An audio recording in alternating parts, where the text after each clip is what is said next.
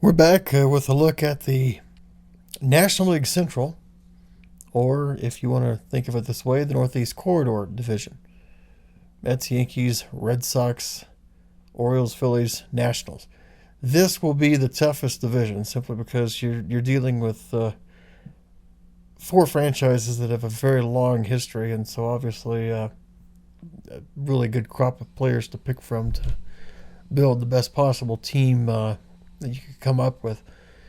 And in the previous league, the Nationals were very competitive, so it's going to be interesting to see how this division plays. Let's get right to the rosters, and we'll give you an overview of the teams just as we did previously on the National League East clip. We'll start with the Mets and their five-man rotation. Tom Seaver, 1971, is the staff ace. Dwight Gooden, 1985, will be in the two spot, so they're going to be one of the strongest teams in the second spot of the rotation. The rest of the New York rotation, Matt Harvey, 2013, is in the three spot, followed by R.A. Dickey from 2012, a Cy Young winner, and Jerry Koosman from 1969, who pitched on the amazing Mets World Championship team. No mop-up pitcher on the Mets, so three long relievers on this club.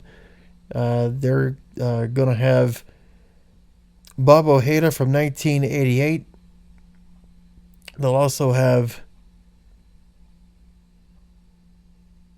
John Matlack from 1974 and Sid Fernandez, who pitched pretty well in 1993 despite the Mets having a horrible year that particular year. They had a worse record than the expansion teams.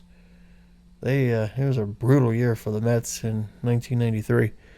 The three setup pitchers in the New York bullpen, John Roush from 2012, joined by Jesse Orosco from 1984, and Skip Lockwood from 1976. The closer for the Mets is Randy Myers from 1988. The Met lineup will feature Lee Mazzilli from the 79 club leading off in left field, good on base, and a good base runner. They actually have a fair amount of speed on this team. Mazzilli leading off in left from 79. The two spot, Keith Hernandez, 1986 at first base. Three spot will go to David Wright from the 2007 club. He'll be at third, obviously. And Darryl Strawberry will be a designated hitter. His 1987 campaign, 30-30, in terms of home runs and stolen bases, 39 and 36 to be exact. He's the DH batting cleanup. The five-hitter will be Carlos Beltran, who was a really good player for the Mets in the middle part of the last decade. 2006 Beltran, batting fifth, and he is in right field. A pair of 2000 Mets on the World Series team will bat 6th and 7th. Mike Piazza, the catcher, in the 6th spot. And Edgardo Alfonso, the second baseman, will bat in the 7th position. Lance Johnson from the 96 Mets hits 8th. Jose Reyes from the 2007 Mets bats 9th. Johnson is in center. Reyes at short. Why Reyes batting 9th? Well, it's an on-base percentage issue. Mazzilli had a on-base percentage that was nearly 40 points better than Johnson or Reyes, and like those two, he was a good base runner. Not as prolific as Johnson and Reyes, but a good base runner and a better on base, so it made more sense to have Mazzilli at the top before the Gunners get up there. The two speed merchants will be at the bottom of the New York order. On the Met bench, two outfielders. Pat Howell's a speed guy from the 92 club, and he's joined by Darrell Hamilton, who was a part-timer as a Met, and by part-time I mean he was also in the big leagues with another club. They acquired him in 1999 on July 31st from the Colorado Rockies. Darrell Hamilton, another decent speed guy in the outfield, much better average than Pat Howell. Howell's on the club basically as the designated pinch runner when they need one. The backup infielder for the Mets is also a part-timer, Bob Johnson. Well, you can't get more plain than that. He, of the Bob Johnson that played in the 60s, from 1967, he played for the Mets after a May 10th acquisition from the Baltimore Orioles. And the final backup for the Mets, Chris Cannizzaro, I believe is how you pronounce that name. He was on the 64 Met club and a catcher, and he'll be the backup to Piazza, and he'll get some at-bats because Piazza had less than 600 at-bats in the 2000 season. So there will probably be, I'm sure, a fatigue factor coming at some point, so he will get some spot playing time as there's controls in place to automatically sub guys once they get fatigued at a certain point. So that's the Mets lineup. Definitely one of the better pitching teams. Offensively, they're going to struggle a bit in terms of the power game, especially compared to the teams in this division. The Orioles, Red Sox, and Yankees all hit the heck out of the baseball. So it's going to be interesting to see how that plays. And speaking of, let's move on to the Nationals, who may be the best pitching team in the division. For the Nationals, this will sound like a Montreal Expos reunion. A lot of former Expos are on this team. Obviously, their history, the first 36 years in Montreal. Pedro Martinez from the 97 Expos is the staff ace. He'll be followed by Dennis Martinez from 1992. Bill Gullickson from 1981, and Bryn Smith from 1985. Jordan Zimmerman from the 2013 Nationals rounds out the rotation. The long relief role in this club, there is no mop-up pitcher. Two long relievers. Pascual Perez pitched for the Expos in 88, and Steven Strasburg 2013 for the Nationals. The setup role, and they have a total of 4 pitchers in the setup role on this ball club. Jeff Reardon pitched part of the 81 season as an Expo. He was acquired May 29th of 1981 from the New York Mets. And Reardon's 81 numbers were certainly very good during his Montreal stint. And so that part of his profile got him onto the roster as a reliever. The rest of the setup core for the Nationals, Chad Cordero from the 2005 team, their first year in Washington, as well as Mel Rojas from the 1996 Expos and Tim Burke from the 1987 club. The closer for the Nationals, Tyler Clippard, and in real life he was never a closer, but his profile with a whip of under .9 and a ton of strikeouts per 9 innings makes his profile the best for the closer role. And so I'm going against the book here, and I've assigned him to the closer role for the Nationals ball club. Offensively, this will make you harken back to the mid-'80s if you're an Expos fan. Growing up in Texas, I was, for some reason, a big fan of that ball club. And it was a lot of fun to follow them, especially when the Astros would go up there and play in Montreal. So let's take a look at the lineup. Tim Raines from the 84 Expos leads off in left. He'll be followed in the 2 position by Rusty Staub. No natural first baseman on this team because their best first baseman, Galarraga, is on the Rockies as a hitter there. So with their abundance of good outfielders in terms of batting profiles, Rusty Staub, who is an outfielder, he'll be at first base and batting second from the expansion year 1969 in Montreal. 3-hitter, Moises Salou from the 94 Expos, right field. Vladimir Guerrero, the DH, will bat cleanup his 2000 year, his best in terms of his hitting profile. He didn't have quite the stolen bases he did 2 years later, but he had a much better on-base percentage. The 5-hitter, Gary Carter from the 82 Expos. The catcher, Andre Dawson, the center fielder from the 81 club, will bat 6th. The 7-hitter, a Washington National, 2009, Ryan Zimmerman. And then 2 more Expos. The 8-hitter, Will Cordero from the 94 club at short, and Jose Vidro, the second baseman, batting 9th from the 2002 club. On the bench, some speed and depth here. Tom Foley, a backup shortstop and versatile infielder from the 1987 Expos, is on the bench. He's joined by Lou Frazier, a speed guy from the 94 club, primarily an outfielder, but can also play first and second base. What If Sports makes a notation if guys played certain positions, they are given a grade for their defensive ability at all those positions. And so Frazier, outfield, who can also play first and second.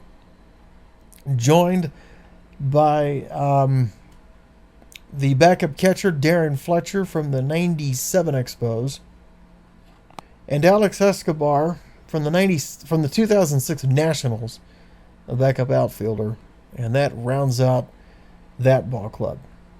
2 down. We've got 4 more to go in this 6-team division. So let's go on and look at the Baltimore Orioles. And this team isn't going to have quite as strong a pitching as the Nationals, but man, can they hit. First, the Baltimore pitching. The staff ace will be Mike Cuellar from 1969, followed by Dave McNally from 1968. 3 through 5 in the Oriole rotation. 2 St. Louis Browns from way back in the day. Barney Pelty, 1906, and Alan Southron, 1918 in the 3 and 4 positions. Jim Palmer, 1978, will be in the 5th spot. The mop-up pitcher for the Birds, Jeff Ballard from 1987. Only one long reliever for the Baltimore Ball Club. Rasty Wright was a St. Louis Brown. Wright was a Brown, at least for this particular, his 1918 season is what we're going with here. 4 setup pitchers for Baltimore. 3 of them throw a decent amount of innings. Grant Jackson from 1973, Todd Froworth from 1991, and Dick Hall from 1964. And they're all joined, in addition, by a pitcher from the 1912 St. Louis Browns, Carl Wyman, or Wildman, I believe is how you say that name. The closer for the Orioles will be Mo Drabowski, I believe is how you pronounce that name. 1967 for Baltimore. He was there throughout the 60s for that ball club as one of their more important relievers, and he will be the Baltimore closer. Now, before we get to the Baltimore lineup, you're going to notice that Chris Davis isn't in here. And there's only one reason why. It's on base percentage and way too many strikeouts. And the only position he could play was DH because they had a much better candidate for first base from the old St. Louis days in terms of the hitting profile. And there just happened to be a Baltimore player from the early 1960s who had a slugging profile that was just a tad better than Davis's and a much better on base. So Chris Davis didn't make the cut. Not that I didn't like his season. It was a heck of a year. But so I'm just going to go ahead and clear that now as we go take a look at the Baltimore lineup. Brian Roberts from the 2007 Orioles is the leadoff hitter at second base. And then he's followed by Ken Williams from the 1922 St. Louis Browns in center. And the 3 spot is to George Sisler from the 1920 St. Louis Browns. The player that made the cut ahead of Chris Davis, Jim Gentile from the 1961 Orioles, is the DH. He'll hit 4th. Brady Anderson in left field from 1996 will hit 5th. Frank Robinson from the 66 Orioles in right field hits 6th. He'll be followed by Chris Hoyles from the 93 Orioles at catcher, batting 7th. Cal Ripken Jr. from 1991 batting 8th at short. And Brooks Robinson from 1964 bats 9th at third base. The Oriole bench will not be the strongest bench in the world. That's going to be one of their weaker points. On the bench, Charlie Lau, the catcher from 1965. The reserves in the outfield, Tim Raines Jr. from 2004. And Jeff Fiorentino from 2009. And from the 2007 Baltimore Orioles, Luis Hernandez will be the backup around the infield. On to the Phillies. This club, decent pitching, decent hitting. I have a hard time figuring out how they're going to end up in all this when it's said and done. But let's take a look at the Philly lineup. Should mention before we get to the Phillies, the Orioles are the only team in this division that didn't have a part-time season player on their club. The Mets obviously had 2 hitters, and the Nationals a pitcher like that.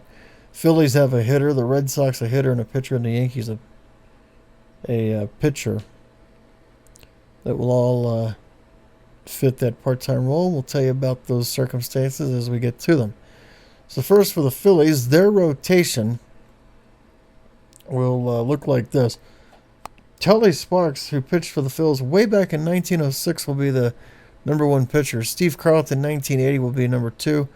They're followed by a pair of 2011 pitchers, Cliff Lee and Cole Hamels. And then to round out the rotation for Philly, George McQuillan, who pitched for the Phils in the early 20th century, 1909 in this instance.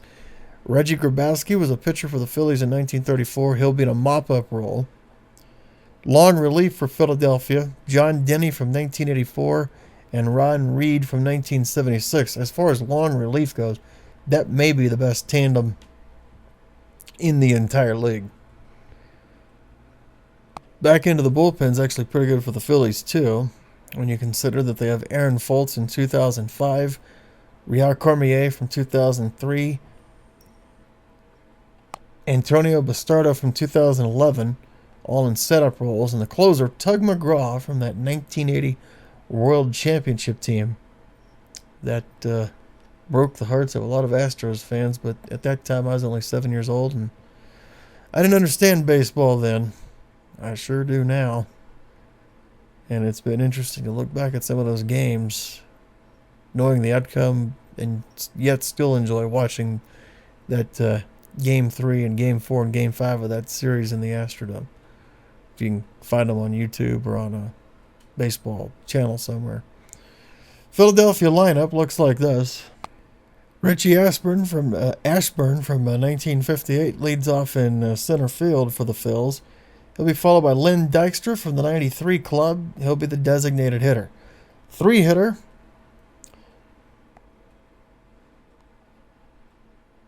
Bobby Abreu from the 99 Phillies in left field. Chuck Klein from the 1930 club cleans it up. He'll be in right. And Mike Schmidt, 1981, third base, batting 5th. Ryan Howard from 2006 at first will hit 6th. Chase Utley from 07 will bat 7th at second. Darren Dalton from 1993 will catch and bat 8th. And Jimmy Rollins from 2007 at 9th will play short. And again, some are wondering, okay, why is Rollins not near the top of the lineup? It's the same story as it was with Jose Reyes when I was talking about the Mets. The on-base percentage is just not good enough for this kind of a league to justify having him in the top of the lineup when Richie Ashburn's on base was about 100 points better. Dykstra's on base was about 80 points better. So you can't justify having Rollins hitting at the top of the order with that kind of an on-base percentage deficit. The Philly reserves, Jimmy Wilson from 1937 will be the catcher. 2 backup infielders, Cookie Rojas from 63 and Wally Kimmick from 1925.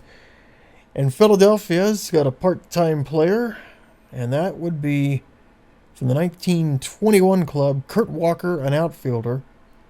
They acquired him July 25th of 1921 in a deal with the New York Giants. And if you wonder, I've gone and looked all this up on Baseball Reference. But way back in 1921, Phillies and Giants made a trade, and that's how Walker ended up on the Philly club, and he's a part-time outfielder. And that is how that ball club works.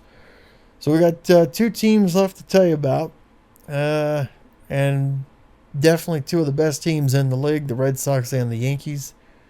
I would say offensively the Red Sox may be a tick better just because of their overall on base. The Yankees are the best slugging team in well, other than the Giants, we'll tell you about them in a later clip. But the Yankees, the second best slugging team in the league, the Red Sox actually, are third. The Red Sox have better pitching though overall, in terms of the staff, but the Yankees, a heck of a bullpen. We'll tell you about the Boston club first, and you want to talk about a lineup with no easy outs. That's what you're going to get with this group. A lot of old-time pitchers on the Red Sox as we give you their rotation. First, Cy Young from 1908 is the staff ace. Dutch Leonard, 1914, is in the 2 spot, followed by George Winter from 1907. Jim Longberg from the 67 Red Sox will be the 4th pitcher, and in the 5 spot, Ernie Shore from 1915 will pitch for Boston. Boston's mop-up pitcher is Wes Farrell, or Farrell, I'm not sure what the proper way is to say it. He pitched for the Red Sox in 1937 for part of the season until he was traded. He ended up later that year with the old Washington Senators. He was dealt on June the 11th of 1937. But so he's a part-timer. But he is serving in the mop-up role for Boston. Elmer Steele from 1908 and Murray Wall from 1958 serve as the Boston long relievers. The bullpen on the back end, though, is really good as far as the setup roles are concerned.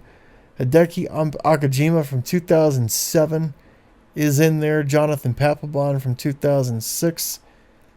Scott Atchison of 2012 also in there, all as setup roles for Boston. And then Koji Uehara, who had a lights-out year this past 2013, is the Boston closer. But the strength of this club may very well be its offense. This would be a nightmare scenario if this actually played out and a team was this loaded. Maybe the Yankees a few years ago would make some think of this. But this is the Boston lineup that's going to be sent out there every day. And a hint, every single hitter in the order in real life hit over 20 home runs. The Red Sox also are like the Nationals in that their best overall offensive profile was to take another outfielder and put him at first base. So the Boston lineup looks like this. Wade Boggs, 1987, is one big power year when he hit 24 home runs. He leads off and is at third base. In the 2 spot, Fred Lynn from 1979, and he'll be in center field. 3-hitter is Ted Williams from 1949.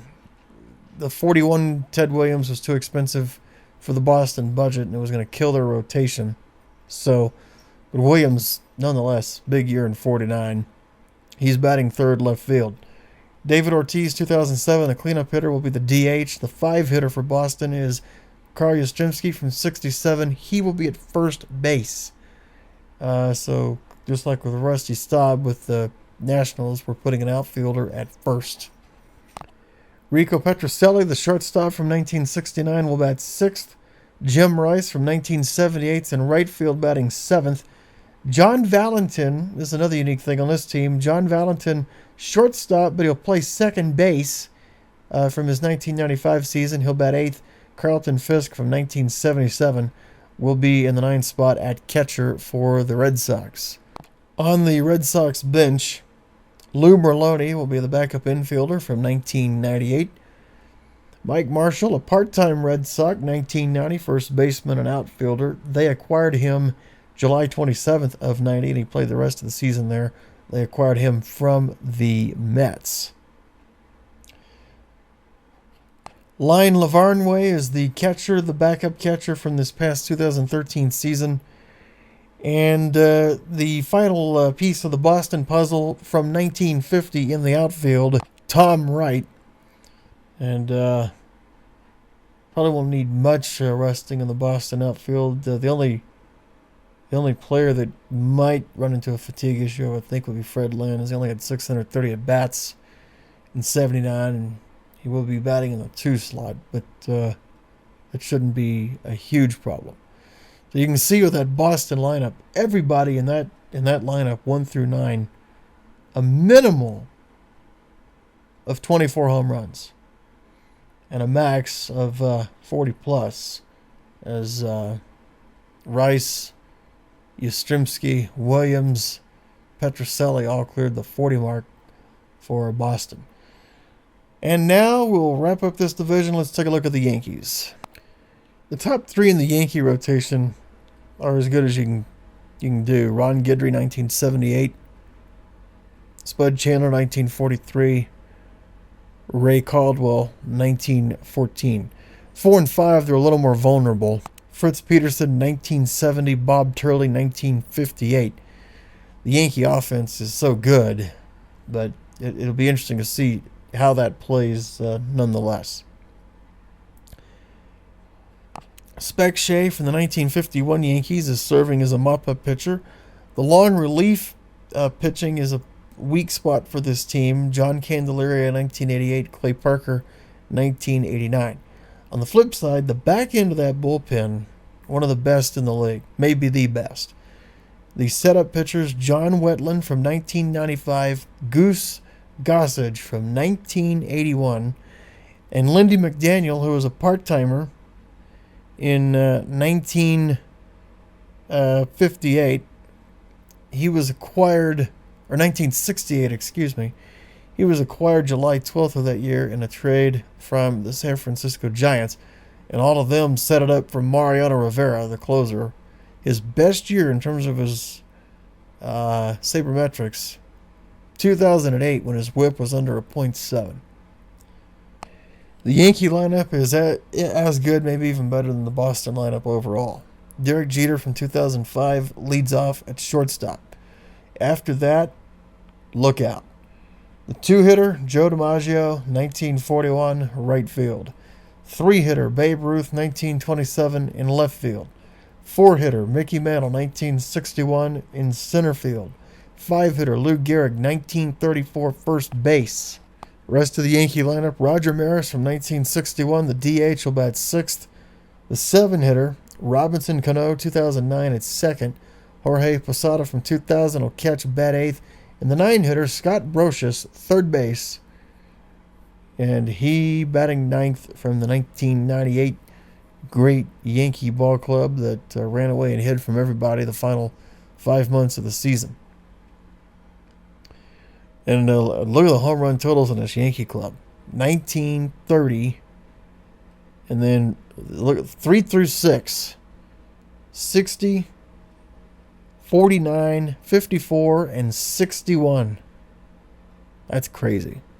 Bottom third of the order, as good as any team in the league in terms of home runs, 25, 28, and 19. So they just as good as Boston, like I said, maybe even better. And finally, the Yankee bench, Chris Widger, former Montreal Expo, among others. He was a Yankee in 2002. He is the backup catcher. The backup infielder, Homer Bush from 1998, good batting average and good speed and limited play that year. And two backup outfielders, Lou Piniella from the 1984 club and Clayton Bellinger from 2001. Bellinger, no batting average at all, under 200, but he did hit 5 home runs in less than 100 or so at bats, and he also had speed. So, and one of those all or nothing kind of players that could do some things kind of unexpected. So that's a look at the teams in the National League Central, or as I'm referring to it for this alignment, the Northeastern Corridor. This is, I would think, by far the toughest division to pick. Yankees, Red Sox, flip a coin, 1-2, 2-1. Going to go with Boston only because their on-base overall is a little bit better. Their slugging is close to the Yankees, and their pitching, in terms of the ERA and those advanced stats, is a little bit better than the Yankees. So I'll go with Boston. The Yankees, I will pick second. And then third through 6 is tough. Baltimore, I really like the offensive profile. The Nationals, I really like the pitching. It's tough to pick this division. I'm going to go Nationals third, Orioles fourth, just based on how they did in the previous league. Phillies 5th, Mets 6th. So again, Boston, Yankees, Washington, Baltimore, Philly, and the Mets. National League West, also known as the Cal League Division, that's our next clip. And we'll be coming back with those when you view the next file in the series.